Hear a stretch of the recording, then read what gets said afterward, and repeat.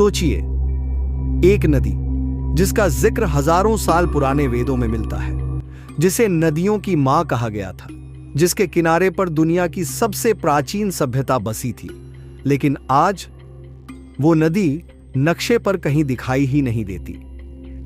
ये रहस्यमयी नदी थी सरस्वती नदी। क्या वो सच में मौजूद थी? और अगर थी तो गायब कैसे हो गई? और सबसे जरूरी सवाल, क्या उसकी कहानी हमें 2025 के क्लाइमेट चेंज क्राइसिस की चेतावनी दे रही है?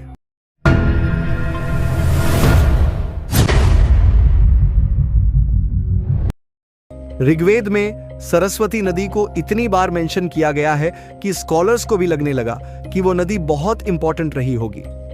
वो सिर्फ धार्मिक प्रतीक नहीं थी, बल्कि एक लाइफलाइन थी, जैसे आज गंगा या नाइल नदी है।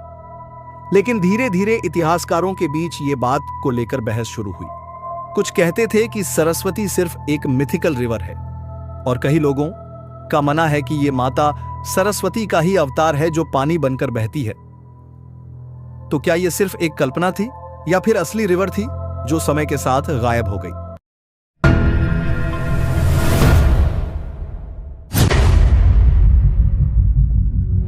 अब आते हैं मॉडर्न साइंस पर।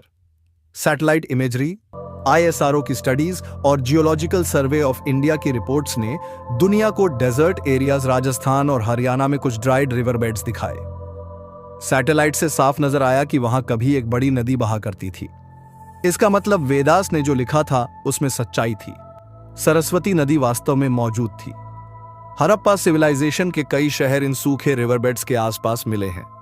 यानी नदी ही वो बैकबोन थी जिसने पूरी सभ्यता को सस्टेन किया।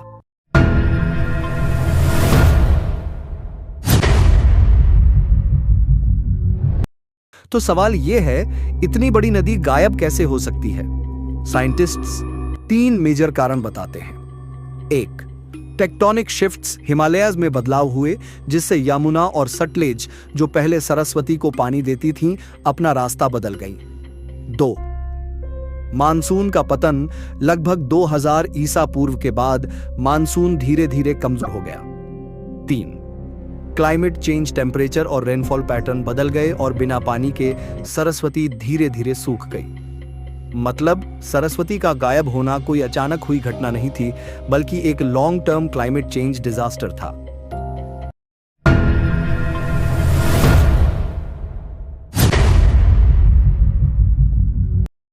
आप इमेजिन करिए, एक रिवर जो लाखों लोगों को पानी दे रही थी, एग्रीकल्चर और ट्रेड को सस्टेन कर रही थी, वही रिवर अगर गायब हो जाए तो क्या होगा?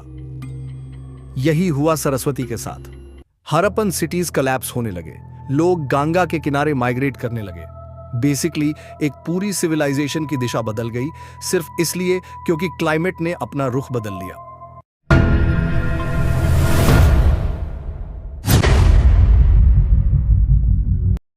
अब यहां पर सबसे बड़ा कनेक्शन आता है आज के दौर से। 2025 में हम एक बार फिर क्लाइमेट चेंज के एज पर खड़े हैं। Global warming, glacier melt, reverse shrinking, ये सब वही संकेत दे रहे हैं जो सरस्वती ने हजारों साल पहले दिए थे। आज भी कई नदियां धीरे धीरे गायब हो रही हैं, चाहे वो हिमालय की छोटी ग्लेशियर फेड नदियां हों या फिर अफ्रीका की लेक्स। वाटर स्कैर्सिटी आने वाले दशक में सबसे बड़ा संकट बनने वाला है। तो सरस्वती सिर्फ एक लॉस्ट रिवर नहीं है, वो एक वार्निंग है।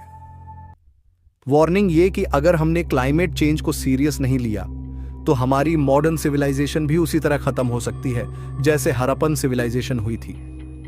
तो दोस्तों, सरस्वती का रहस्य हमें 2 बातें सिखाता है। पहली, हमारे ग्रंथ और इतिहास सिर्फ कहानियां नहीं हैं, उनमें साइंटिफिक हिंट्स भी छिपे हैं। और दूसरी, क्लाइमेट चेंज कोई फ्यूचर की प्रॉब्लम नहीं है, ये अभी हो रहा है। आपको क्या लगता है, क्या मॉडर्न टेक्नोलॉजी हमें उस गलती से बचा पाएगी जो हमारे पूर्वजों ने देखी थी? कमेंट्स में जरूर बताइए। अगर ये वीडियो जानकारीपूर्ण लगी तो लाइक और शेयर करना मत भूलना, और ऐसे ही इंटरेस्टिंग टॉपिक्स के लिए सब्सक्राइब कीजिए द एंशिएंट टाइम्स को। धन्यवाद।